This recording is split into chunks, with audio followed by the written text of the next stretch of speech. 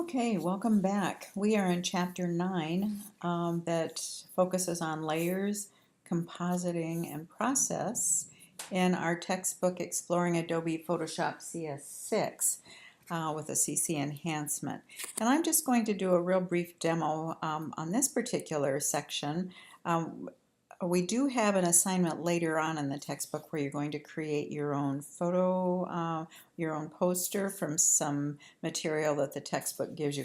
But this particular demo is going to focus on blending modes.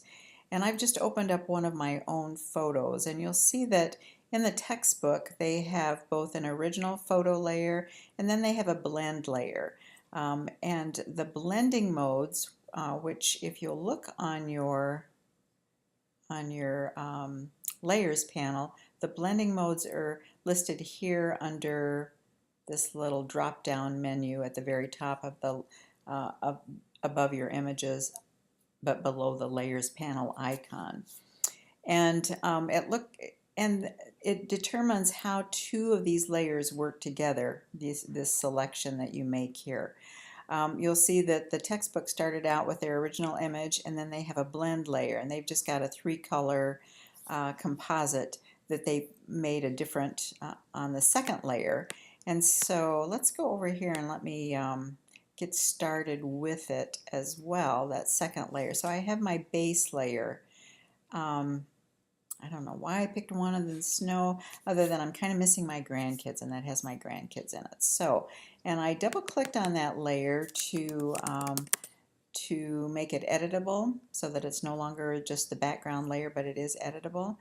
And then I'm going to copy that layer, and I'm going to click and drag it to this new layer icon, and you'll see that I have this copy layer here. I'm going to make this my blend layer. And I think maybe with this, what I'll now do is go up under, let's see, maybe we'll go up and do an adjustment of some sort. We could do a photo filter, we could do vibrance. Let's try a photo filter and see what that will, I don't really want to do that because I don't want to get that much color into that. So let's go back, and again, I'm just looking for some layer options to make that second layer, which is going to be the blend layer, a little bit different, so you can see the difference in how it's when you add the blending mode to it.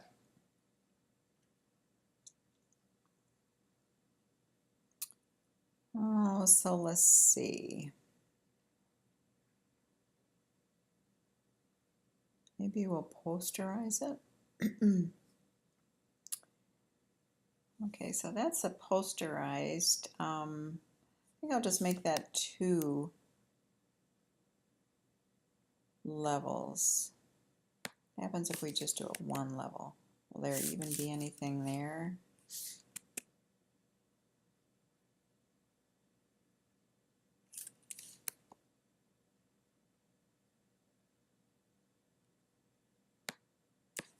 All right, we'll settle in on 2 and then click OK. All right, so our blend layer is the is what we're going to apply these blending modes to. I have the blend layer, I have the grandkids layer, then I'm going to go up here to this little drop down layer, and let's take a look at it and see what happens if we do a hue. Yeah, not so much. Okay, so we're going to try then a saturation. Not so crazy about that. How about color? Luminosity? Not so much. Let's go back up here to see what multiply does. And let's go back up here and see what dissolve does. And once you get one that I'm not liking any of these, so I think I would go back in and change the adjustment layer, the adjustment that I made a little bit. But if I did an overlay, yeah, I don't like that at all either. But another option then would be to bump down the impact of that blend layer, so you get just a little bit of that coming through versus all of that strong color. You might find that you would like that a little bit better as well. And if I don't like anything that I've done to that, well, then I would just turn this layer off and I would create another copy. And I would try another option under, let's see if there's any other options up here that look of interest.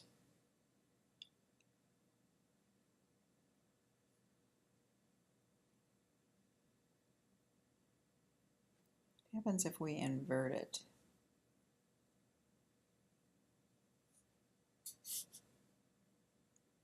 And then let's try again some of these options. If we multiply it,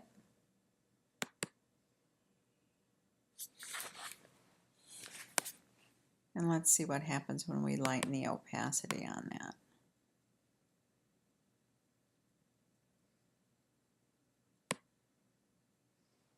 Okay, let's try something else. Let's try a vivid light. And then let's try lightening that up a little bit.